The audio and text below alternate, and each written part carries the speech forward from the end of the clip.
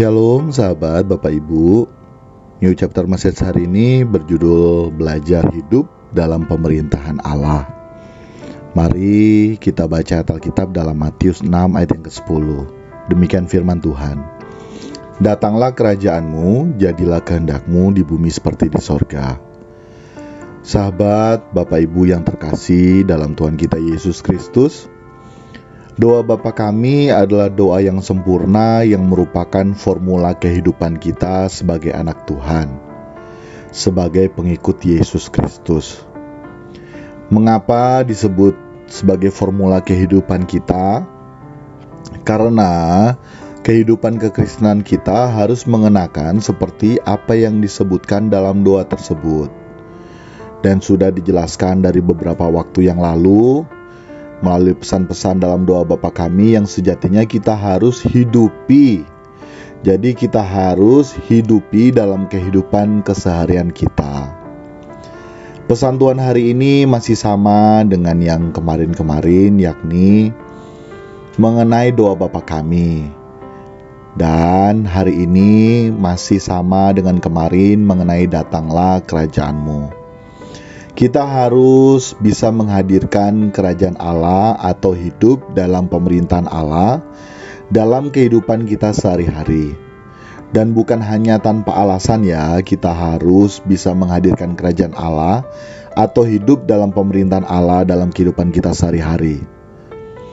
Kita semua ini sebagai umat pilihan dalam perjanjian baru yang hidup di dunia fana saat ini merupakan proses kita belajar agar kita dapat hidup dalam pemerintahan Allah di dunia saat ini. Karena saat kita berkenan masuk di kekekalan nantinya dan bila akan hidup di langit baru bumi baru, maka kita juga wajib hidup dalam pemerintahan Allah. Jadi nanti bila kita diperkenankan masuk langit baru bumi baru, maka kita juga wajib di sana untuk hidup dalam pemerintahan Allah. Sehingga kita harus mulai belajar sejak sekarang ini, bukan nanti saat kita mati.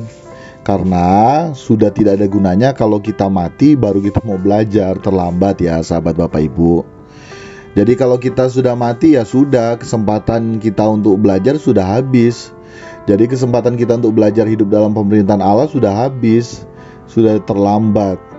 Nah untuk itu saat kita hidup saat ini mulai kita harus belajar hidup dalam pemerintahan Allah.